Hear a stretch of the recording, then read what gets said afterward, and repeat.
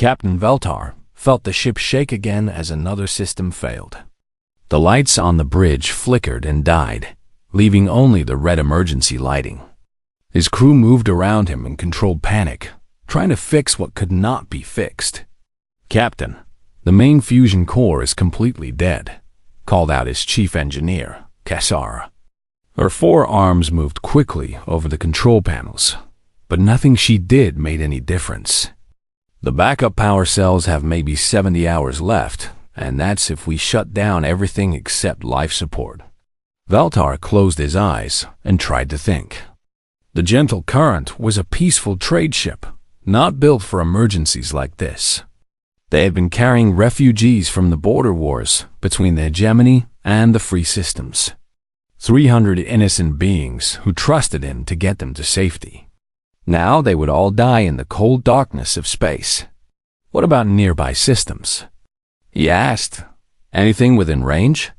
His navigator, young Pelmoth, checked his instruments with shaking hands. "Sir, there's only one system close enough, but—" He stopped talking and looked scared. "But what?" Veltar demanded. "It's the Sol system, sir. The Death World." The bridge went silent. Every creature in the galaxy knew about Sol. It was a yellow star with several planets, but the third planet was the most dangerous place anyone had ever heard of. Stories said that life had somehow evolved there, but it was impossible. The planet had liquid water that could boil you, an atmosphere with poison gas, and radiation that would cook most beings in minutes. Some traders claimed they had met the creatures from that world. They called them humans and said they were monsters.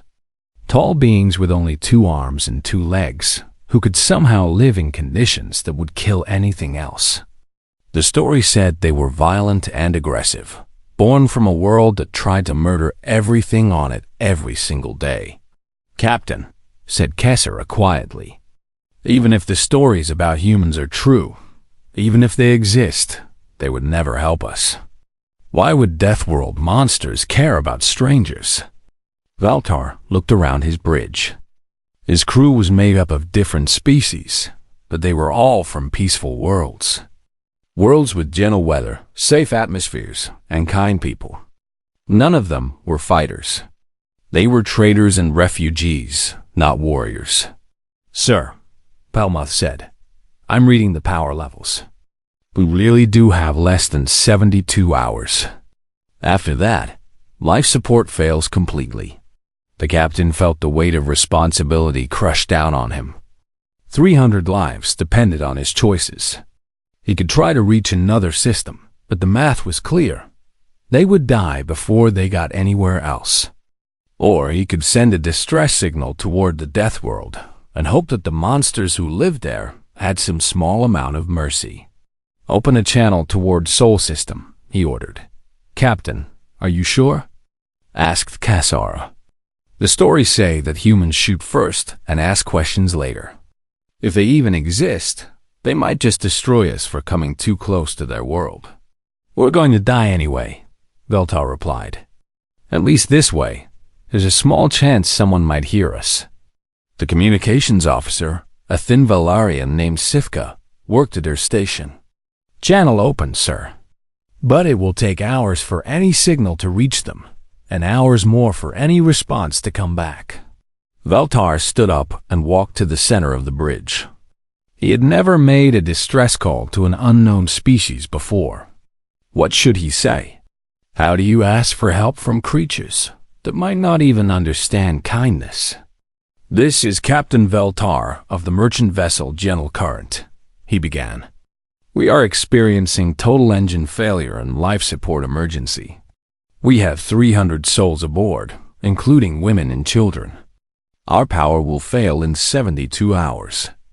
We request immediate assistance from any vessel in the Sol system."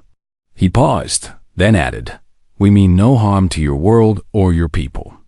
We are peaceful traders carrying refugees from war.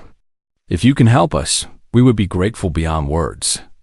If you cannot help, please know that we understand."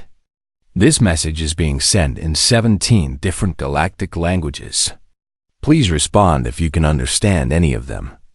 Sifka sent the signal, and then they waited. What do we do now, Captain? Asked Palmoth. Now we prepare, Veltar said. Kassara, start shutting down all non-essential systems. I want every bit of power saved for life support. Sifka, send a message to all passengers. Tell them we are experiencing technical difficulties, but that we are working to fix them. Should we tell them about the distress call? Asked Kassara. Not yet. Let's see if we get any response first. The hours passed slowly. The ship grew colder as they shut down heating systems. The lights dimmed as they reduced power to almost nothing. In the passenger areas, families huddled together for warmth and wondered why the ship had stopped moving. Veltar sat in his captain's chair and watched the communications panel, hoping for any sign of a response. Part of him expected silence. Another part expected a message telling them to stay away or be destroyed. But a small part hoped that maybe, just maybe, the stories about humans were wrong. Captain, Sifka called out suddenly. I'm getting something. It's very faint, but there's definitely a signal coming from Sol System. Everyone on the bridge stopped what they were doing and listened. Can you clean it up? Veltar asked. I'm trying, sir. The signal is strange. It's not in any of the 17 languages we used, but it's definitely directed at us. They all waited as Sifka worked with her equipment. Finally, she looked up with wide eyes. Captain, they're sending us mathematical sequences. Basic numbers, then geometric shapes, then what looks like star charts. Someone is definitely trying to talk to us. Veltar felt hope rise in his chest for the first time since the engines failed. Someone in the Deathworld system had heard their call. Someone was trying to communicate. Whether that someone wanted to help them or just wanted to know who they were before destroying them, at least they weren't being ignored. Send back the same mathematical sequences, he ordered. Let them know we understand. Then wait for their next message. As his crew worked to establish basic communication with the mysterious beings from Sol, Veltar allowed himself to think that maybe, just maybe, they might survive this after all. Admiral Sarah Chung was drinking her morning coffee when the alert came through.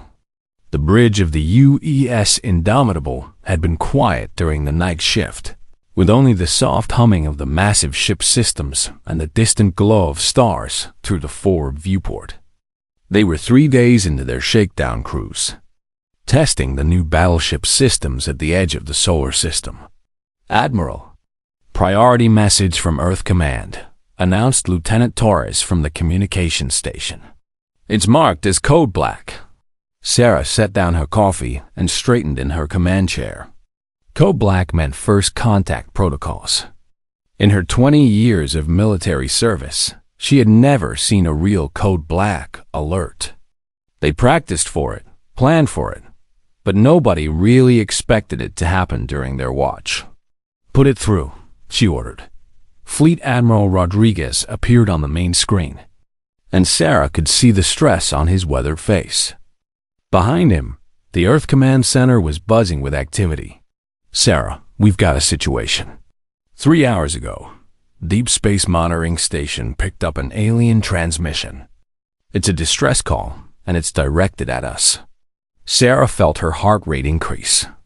Alien, sir? Are we certain? As certain as we can be.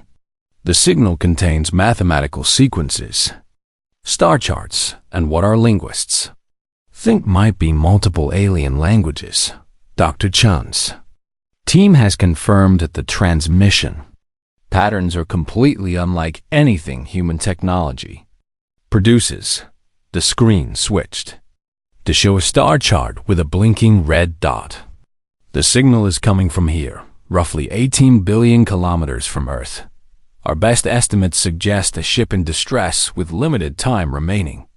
What are my orders, sir? Sarah asked, though she already knew the answer. The Indomitable is our newest, most powerful ship, and you're our best first contact commander. Your mission is to investigate, make contact if possible, and render assistance if the situation warrants it. This is it, Sarah. This is what we've been preparing for. Sarah nodded. Around her, the bridge crew listened with wide eyes. These were experienced military personnel, veterans of the Mars colonial wars and the asteroid belt conflicts. But this was beyond anything they had trained for. Understood, sir. We'll be underway immediately. How much support can we expect? You're on your own out there. The Indomitable is the only ship that can reach you in time. The rest of the fleet is too far away. But Sarah, Rodriguez paused. Remember that you're not just representing yourself or your ship. You're representing all of humanity. First impressions matter. The connection ended, and Sarah turned to face her bridge crew. These men and women had followed her through 3 major military campaigns. They trusted her completely, and she trusted them. You heard the Admiral, she said calmly. This is what we've trained for our entire careers. Commander Morrison, set course for the alien vessel. Maximum military speed. Aye, sir, replied her first officer, Marcus Morrison. He was a calm, steady man who had served with her for 8 years. Engine room. Prepare for maximum burn. All hands, secure for high acceleration. The Indomitable was humanity's most advanced warship. Nearly 2 kilometers long and massing over 5 million tons, it had been designed to fight entire enemy fleets. Its fusion engines could push the massive vessel to incredible speeds, and its weapons could crack asteroids in half. But now it would serve a different purpose. Dr. Martinez. Report to the bridge. Sarah ordered through the ship's intercom. Dr. Elena Martinez was the ship's chief medical officer and their best expert on alien life theories. Course laid in. Admiral, reported Lieutenant Hayes from navigation. At maximum acceleration, we can reach the alien vessel in 14 hours. Make it happen. And signal Earth Command that we are proceeding to intercept. As the Indomitable's massive engines came to life, Sarah felt the familiar pressure of acceleration. Around her, the bridge crew worked with practiced efficiency. They had done this dance before, but never with stakes this high. Dr. Martinez arrived on the bridge, a medical bag in one hand and a tablet in the other. She was a brilliant woman who had spent years studying the possibilities of alien life, even though nobody expected to actually encounter any. Admiral, I've been reviewing the transmission data, she said. The mathematical sequences suggest intelligence comparable to our own, possibly higher. The fact that they used multiple language formats suggests they've encountered other species before. Other species? Sarah raised an eyebrow. It's possible we're not the first intelligent life they've contacted. The transmission patterns suggest familiarity with first contact protocols. Commander Morrison looked up from his station. That changes things, doesn't it? If they've met other aliens before, they might have expectations about how this should go. Sarah nodded. Dr. Martinez, I want you to prepare isolation protocols and emergency medical procedures. We have no idea what kind of biology we're dealing with. Commander Morrison, have weapons teams standing by, but make sure they understand this is a rescue mission unless the situation changes. Admiral, called Lieutenant Torres. We're receiving another transmission from the alien vessel. They're responding to our mathematical sequences. What are they saying? They're sending back the same math problems we sent them, but solved correctly. And they're adding new ones. Dr. Park in linguistics thinks they're trying to establish a common language. Sarah smiled slightly. Intelligent and peaceful, at least so far. Keep working on communications. I want to be able to talk to them before we arrive. The hours passed quickly as the Indomitable raced through space toward the unknown. The entire ship was alive with activity as departments prepared for humanity's first contact with alien intelligence. Engineering teams prepared emergency power systems that might be compatible with alien technology. Medical teams studied every theory about possible alien biology. Weapons teams ran drills, hoping they wouldn't be needed but ready if they were in the ship's main computer core. The AI systems worked to decode the alien transmissions and build translation matrices. The linguistics team worked around the clock, building a basic understanding of how the aliens communicated. Admiral, Dr. Martinez reported after several hours, "We've learned something interesting. The aliens keep using mathematical concepts related to time and distance. Our computers think they're telling us how much time they have left." "How long?" Sarah asked. "If we're reading this correctly, maybe 50 hours before their life support fails completely." Commander Morrison checked their navigation. "We'll reach them with 12 hours to spare, assuming our calculations are correct." Sarah felt some of the tension leave her shoulders. They would make it in time. But then came the hard part, actually making contact and providing help to creatures they knew nothing about. "Signal the alien vessel," she ordered. "Send them our estimated arrival time using their own mathematical format. Let them know help is coming." As the Indomitable continued its race through the darkness of space, Sarah thought about the moment that was approaching fast. In less than 14 hours, she would be face to face with intelligent alien life. The decisions she made in the next day would be remembered for the rest of human history. She intended to make humanity proud. Captain Veltar was sleeping in his command chair when the proximity alarms started screaming. He jerked awake, confused and disoriented. The bridge was even dimmer than before, lit only by emergency lights and the soft glow of essential displays. They had been conserving power for 43 hours, and the cold was starting to bite. "Captain!" Sifka called out from her communication station. "Something massive just appeared on our sensors. It's huge, sir." Veltar stood up, his joints stiff from sleeping in the chair. "How huge?" "Sir, its reading is nearly 2,000 meters long. That's bigger than any ship in the Galactic Fleet. And Captain, it's heading straight for us." Fear ran through Veltar's body like ice water. The stories about humans always mentioned their love of violence and their massive warships. Had they called down death upon themselves by asking for help? "Are we seeing weapons?" he asked quietly. Pelmoth checked his instruments with shaking hands. "Sir, the entire ship seems to be covered in weapon systems. I'm reading energy signatures that don't match anything in our databases." "And the hull?" "Captain, the hull is made of some kind of metal that's absorbing our sensor beams." "Distance?" 50,000 kilometers and closing. "At current speed, they'll reach us in 20 minutes. Veltar looked around his bridge. His crew was scared, and he couldn't blame them.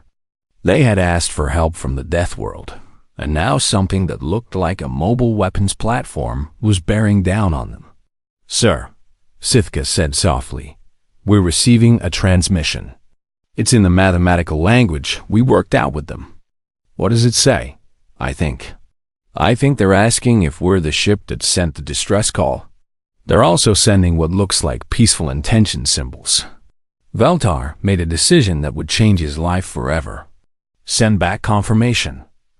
Tell them yes, we are the ship in distress. And Sifka, add our own peaceful intention symbols." The next 20 minutes felt like 20 years. The alien warship approached steadily, and with each passing minute, it looked more impossible. No species in the galaxy built ships that large. No species needed weapons that powerful. What kind of enemies did these humans fight that required such massive tools of war? "Captain," Pelmoth whispered, "it's stopping. Range is 5 kilometers. Through the viewports, they could see the human ship for the first time with their own eyes. It was a mountain of gray metal floating in space, covered in sensor arrays and weapon batteries. Strange symbols were painted on its hull in white letters that meant nothing to them. Along its sides, they could see what looked like fighter bays and missile tubes. This was not an exploration ship or a peaceful trader. This was something built to fight wars. New transmission coming in, Sithka announced. It's much more complex than before. They're sending. I think these are language patterns. Our computers are trying to match them with our translation databases. For the next hour, the two ships floated near each other while their computers worked to build a common language. Slowly, basic words began to take shape. Simple concepts like help, peaceful, medical, and emergency became clear. The first real communication came through as a series of text symbols on their screens. We are humans from Earth. We received your distress call. Do you need medical assistance? Veltar felt tears in his eyes. They were asking about medical help, not demanding surrender or threatening destruction. Maybe the stories about humans were wrong. Send back. Yes, we need help. Our life support is failing. The response came quickly. We will send a team to your ship. They will help. Do not be afraid. Captain, Kesara said from her engineering station. They're launching something. Small craft, maybe a shuttle. Veltar watched on the sensors as a small ship detached from the human warship and headed toward them. It was sleek and fast, unlike anything he had ever seen. As it approached, he could see that it was heavily armored and probably armed, but it was flying slowly and peacefully. They're requesting permission to dock, Sithka announced. Grant it, Veltar ordered, and send a message to all crew sections. Tell them we are about to make contact with an alien species. Tell them to remain calm and follow all instructions from our guests. The human shuttle attached to their docking port with a soft thump. For several minutes, nothing happened. Then Veltar heard sounds through the hull. Strange mechanical noises and what might have been voices speaking in the alien language. Captain, came a voice over the ship's intercom. It was engineer Takmar from the docking bay. They're at the airlock. They're wearing some kind of protective suits. Should I let them in? Veltar took a deep breath. Open the airlock. Minutes passed. Then Takmar's voice came back over the intercom, filled with wonder. Captain, you need to see this. They're tall, really tall. And they brought medical equipment. Veltar left the bridge and made his way to the docking bay. When he arrived, he stopped in complete shock. 3 humans stood in his cargo bay, and they were like nothing he had expected. They were giants, nearly twice as tall as any member of his crew. Their protective suits were obviously designed for dangerous environments, with thick armor plating and sophisticated life support systems. But what shocked him most was their behavior. Instead of acting like conquerors or threatening his crew, they were kneeling down to be at eye level with his people and speaking in soft, gentle voices. One of them, who seemed to be the leader, approached Veltar slowly. Through the faceplate of her helmet, he could see a strange face with only 2 eyes and strange skin that was brown like tree bark. She held up her hands in what was clearly a peaceful gesture. I am Dr. Martinez, came a voice from a translation device she carried. I am a healer. We are here to help. Veltar felt his fear begin to fade. These creatures might be giants, and they might come from a death world, but they were kneeling down to comfort his crew and speaking about healing. I am Captain Veltar, he replied. Our life support is failing. We have 300 people aboard. Dr. Martinez nodded and turned to the other humans. They began unpacking equipment that was clearly advanced beyond anything his people had seen. Strange devices that hummed with power and medical scanners that worked without being connected to anything. We will help, Dr. Martinez said simply. Show us your engineering sections. As Veltar led the humans through his ship, he realized something incredible. These Death World monsters, these creatures from a planet that should have killed any life that evolved there, had traveled across space to save strangers they had never met. They had answered a distress call with compassion and medical aid. Maybe, just maybe, Everything the galaxy thought they knew about humans was completely wrong. Dr. Elena Martinez had seen many emergency situations in her career, but nothing had prepared her for this. The alien ship's life support systems were failing in ways that should have been impossible. The engineering was completely different from human technology. But somehow it all made sense once she understood their basic principles. "Commander Torres," she called to her chief engineer through her helmet radio. "Can you see this? Their fusion containment system uses magnetic fields that rotate in 4 dimensions. I've never seen anything like it." Commander Torres was deep inside the alien ship's engine compartment, working alongside the alien engineer named Kessera. Despite having 4 arms instead of 2, the alien female was remarkably similar to humans in her dedication to her ship and her people. "Doctor, I think I can jury-rig a temporary solution," Torres replied. "These aliens don't use the same safety protocols we do. Their systems are designed to fail safely rather than explode, which is actually pretty smart.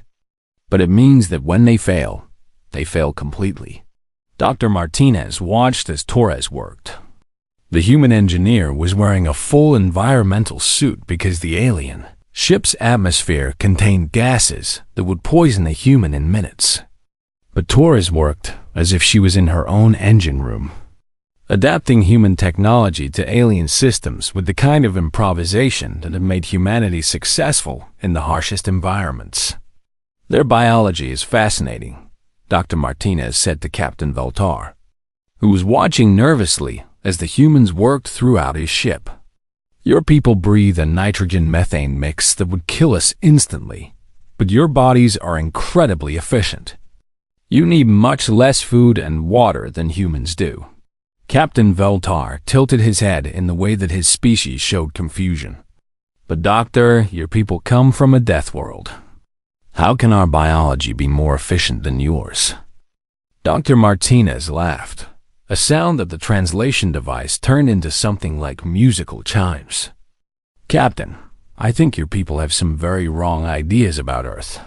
Yes, our world is dangerous, but that danger made us strong. We had to learn to survive in environments that change constantly. That's why we can adapt to new situations so quickly." In the ship's medical bay, Dr. Martinez's assistant, Corporal Jackson, was working with the alien medical officer to treat crew members who were suffering from oxygen deprivation. The alien doctor, whose name translated as something like soft healer, was amazed by human medical technology. "Your healing devices work so differently from ours," Soft Healer observed through the translation system. "We focus on helping the body heal itself naturally. Your methods seem to force healing to happen quickly." Corporal Jackson nodded as he used a human medical scanner on an alien patient. "That's because humans get injured a lot. Our world is full of things that want to hurt us. Animals, weather, diseases, even the plants. We had to learn how to fix damage fast or we'd all die." "But that's horrible," Soft Healer said. "How do your people stay sane living in such a dangerous place?" Jackson thought about it for a moment. "I guess we just got used to it. And maybe it made us value life more, because we know how easy it is to lose." Throughout the alien ship, similar conversations were happening.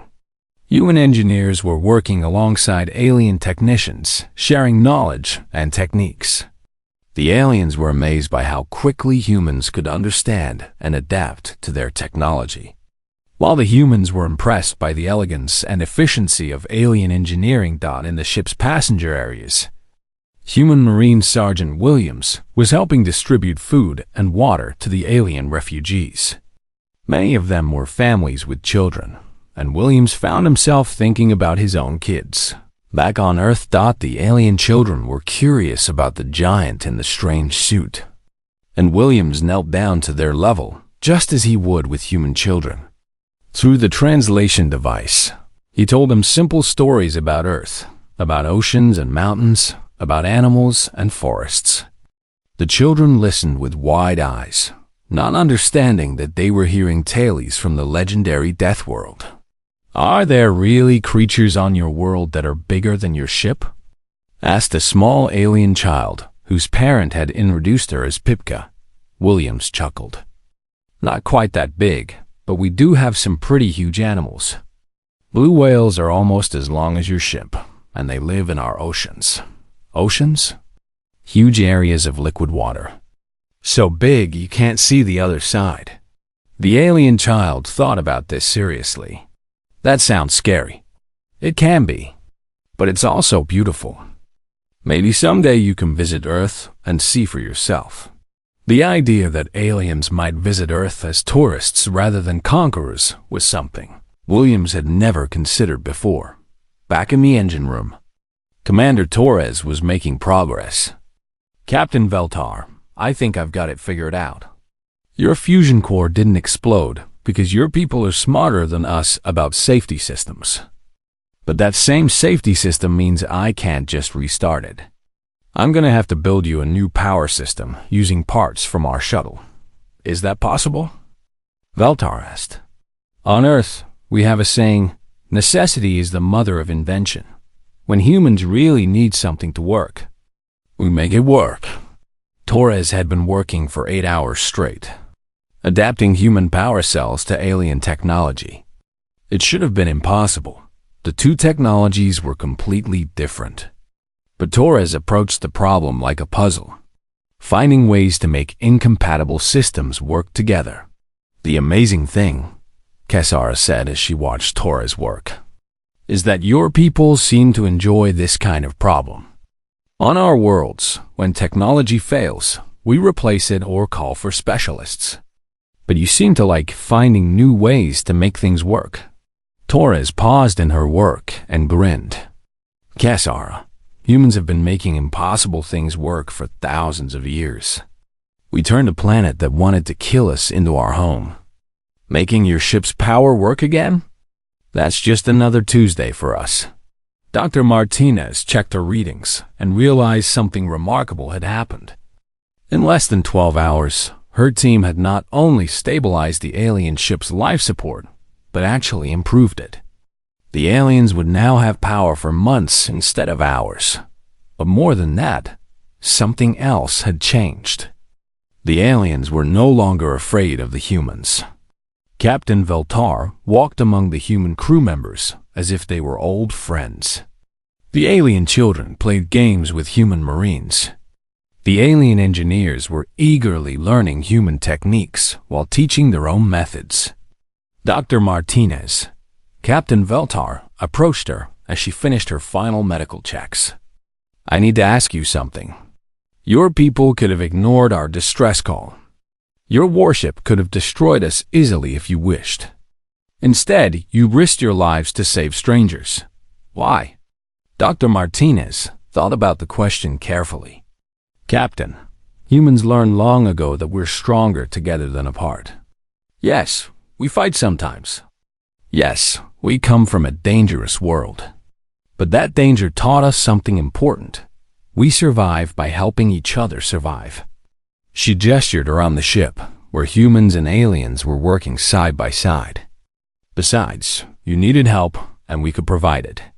For humans, it's really that simple." Captain Veltar looked around his ship, which was now filled with human technology and human voices. His people were alive because creatures from the Death World had chosen compassion over conquest. "Doctor," he said quietly, "I think the galaxy has been very wrong about your species." Dr. Martinez smiled. "Captain, I think you're about to help us change that." Admiral Sarah Chun stood on the bridge of the Indomitable and watched as the alien ship's engines came back to life. After 18 hours of repair work, Commander Torres had accomplished something that should have been impossible.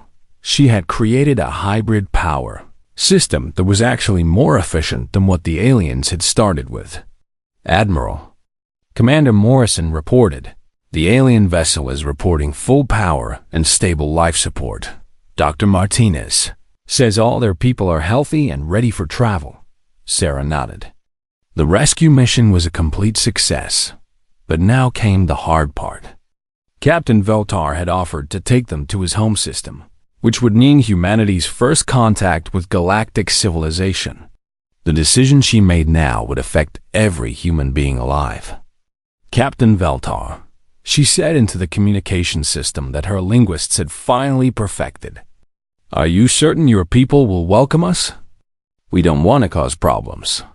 The alien captain's response came through clearly now. Admiral Chun, you saved 300 lives when you had no reason to help us. My government will want to thank you personally. Besides, the galaxy needs to know that humans are not the monsters we thought you were. Sarah considered this carefully. For decades, humanity had wondered if they were alone in the universe. Now they knew they weren't, and they had a chance to join a community of hundreds of species. But they also had to be careful. The Indomitable was powerful, but it was just one ship. Dr. Martinez, she called to her chief medical officer, who had just returned from the alien vessel. What's your assessment of these people? Can we trust them? Dr. Martinez smiled tiredly. She had spent almost a full day working alongside aliens, learning their biology and their culture. Admiral, they're decent people. Their whole civilization seems to be built around cooperation and trade rather than conquest. They're actually horrified by the idea of using violence to solve problems. That could be a problem, Commander Morrison said quietly. If they're all pacifists, and there are hostile species in the galaxy, they might need our protection. Sarah had been thinking the same thing. The Indomitable was designed to fight wars, but these aliens seem to have never experienced real warfare. What would happen when they encountered species that weren't as peaceful as they were? Captain Veltar, she said into the communicator, before we meet your government, I need to know something. Are there hostile species in the galaxy? People who might threaten peaceful worlds. There was a long pause before Veltar responded. Admiral, there are some species that are aggressive, pirates and raiders mostly. But the major governments keep them under control through economic pressure and diplomatic agreements.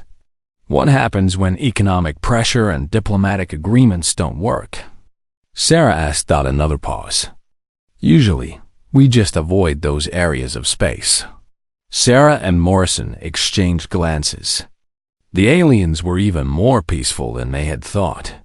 They dealt with threats by running away rather than fighting. It was admirable in many ways, but it also made them vulnerable. Admiral, Lieutenant Torres called from the communication station. We're receiving multiple transmissions from the alien ship. Captain Veltar says his government wants to escort us to their capital world for a formal first contact ceremony. How many ships? Morrison asked. He says the entire Zephyrian fleet will meet us at their border. 27 vessels. Sarah almost laughed. The entire alien fleet was smaller than a single human battle group. But she kept her reaction to herself.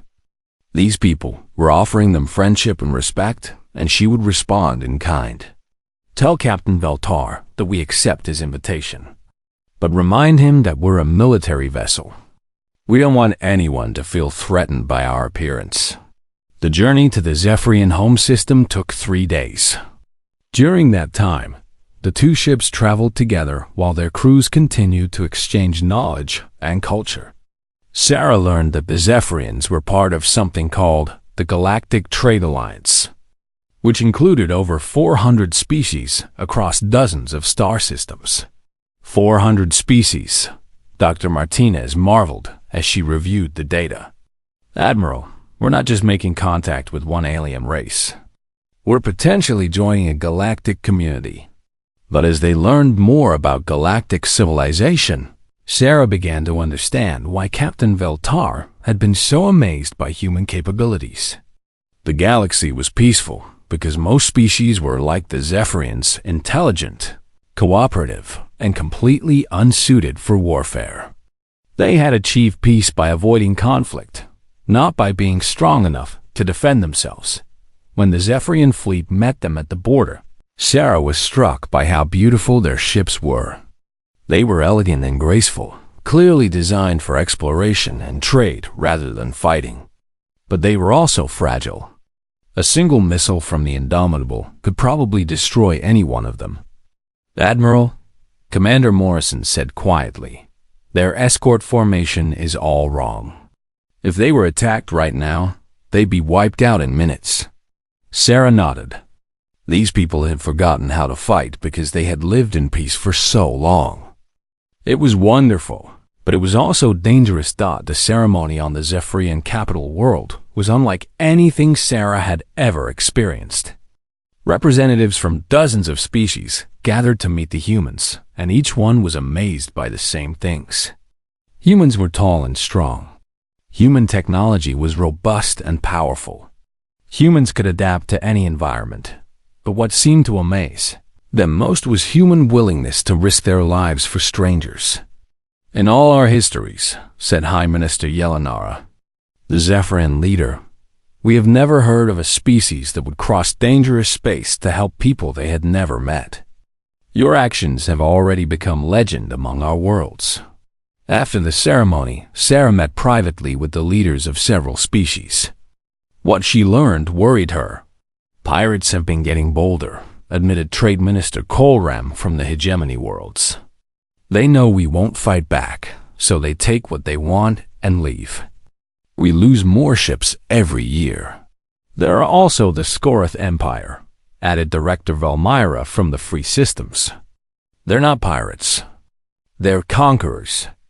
They've already taken 3 systems on the Outer Rim, and we can't stop them." Sarah listened to story after story of peaceful species being threatened by more aggressive ones. The galaxy's peace was maintained by the fact that most species were peaceful, but it was being slowly eroded by the few that weren't. "What do you want from humanity?" Sarah asked finally. The alien leaders looked at each other nervously before High Minister Yelenar spoke. "Admiral, your people are strong. Your ships are powerful. Your soldiers are brave. We don't want you to fight our battles for us, but perhaps you could help us learn to defend ourselves." Sarah thought about Earth, where humans had learned to survive through strength and cooperation. She thought about the Indomitable, which had been built to defend human worlds from any threat. And she thought about these peaceful people who had welcomed humanity with open arms and trusted them completely. "I'll need to discuss this with my government," she said finally. "But I think humanity would be honored to help protect the galaxy's peace." As the Indomitable prepared to return to Earth with news of galactic civilization, Sarah received dozens of messages from species across the galaxy. Some were requests for help with pirates. Others were invitations to trade agreements. Several were requests for human military advisors. Word was spreading that the Death World had children, and those children were protectors rather than conquerors. "Admiral," Commander Morrison said as they prepared for the journey home, "I think we're about to become very popular." Sarah smiled as she looked out at the stars. Somewhere out there, hundreds of species were living in peace, but that peace was fragile. They needed guardians, and humanity was uniquely qualified for the job. "Morrison," she said, "I think we're about to become exactly what the galaxy needs." The Indomitable turned toward Earth, carrying news that would change everything. Humanity was no longer alone in the universe, and the universe was about to discover that the monsters from the Death World were actually its greatest hope for continued peace. In the depths of space, other signals were already being sent toward Sol System. Distress calls from merchant ships under attack. Requests for help from colonies threatened by raiders. Pleas for assistance from peaceful worlds facing conquest. The galaxy had found its guardians, and the guardians were ready to answer the call.